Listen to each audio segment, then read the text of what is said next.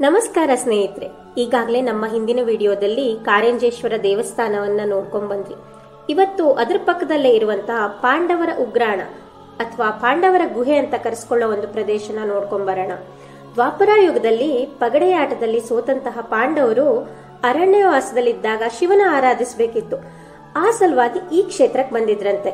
ಆದ್ರೆ ಆ ದಿನಗಳಲ್ಲಿ ಕಾರಂಜದಲ್ಲಿ ಹರಿಯುವ ತೊರೆ ಆಗ್ಲಿ ಕೆರೆಯಾಗ್ಲಿ ಯಾವುದೂ ಕೂಡ ಇರಲಿಲ್ಲ. ಹಾಗಾಗಿ ಮಧ್ಯಮ ಪಾಂಡವ ಭೀಮಸೇನ ತನ್ನ ಗದೆಯಿಂದ ಬೆಟ್ಟದ ಬುಡಕ್ ಹೊಡೆದಿದ್ನಂತೆ. ಆಗ ಅಲ್ಲಿ ನೀರು ಉದ್ಭವವಾಗಿ ಅದು ಗದಾ ತೀರ್ಥ ಅಂತ ಕರೆಸ್ಕೊಂಡಿತು. ನಂತರ ಭೀಮಸೇನ ಮೊಳಕಾಲೂರಿದ ಜಾಗ ಜಾನು ತೀರ್ಥ, ಅಂಗುಷ್ಟ ಊರಿದಂತ ಜಾಗ ಅಂಗುಷ್ಟ ತೀರ್ಥ ಅಂತ ಕರೆಸ್ಕೊಂಡಿತು. ಈ ದೇವಸ್ಥಾನದ ಪಕ್ಕದಲ್ಲಿ ಹಂದಿಕೆರೆ ಅಂತ ಒಂದು ಕೆರೆ ಇದೆ. ಅದು ಅರ್ಜುನನಿಂದ ನಿರ್ಮಾಣವಾಯ್ತಂತೆ.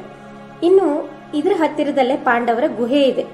ಆಟಿ ಅಮಾವಾಸ್ಯ ದಿನ ಮಹಾಶಿವನ್ ದರ್ಶನ ಪಡೆಯೋಕೆ ಅಂತ ಪಾಂಡವರು ಇಲ್ಲಿ ಬಂದು ವಾಸವಾಗಿದ್ದಾಗ ಆಹಾರ ಪದಾರ್ಥಗಳನ್ನ ಸ್ಟೋರ್ ಮಾಡಕ್ಕೆ ಅಂತ ಇಟ್ಟಿರುವಂತಹ ಜಾಗವೇ ಉಗ್ರಾಣ ಅಂತ ಹೆಸರು ಬಂತು. ಅವರು ಆಟಿ ಅಮಾವಾಸ್ಯ ದಿನ ಸ್ನಾನ ಮಾಡಿ ಶಿವನ ಪೂಜೆ ಮಾಡಿದ ಕಾರಣ ಈಗಲೂ ಕೂಡ ಅಲ್ಲಿ ಆಟಿ ಅಮಾವಾಸ್ಯ ದಿನ ಲಕ್ಷಾಂತರ ಭಕ್ತರು ಬಂದು ಸ್ನಾನ ಮಾಡ್ತಾರೆ, ದೇವರ ದರ್ಶನ ಪಡೆದು ಪುನೀತರಾಗ್ತಾರೆ.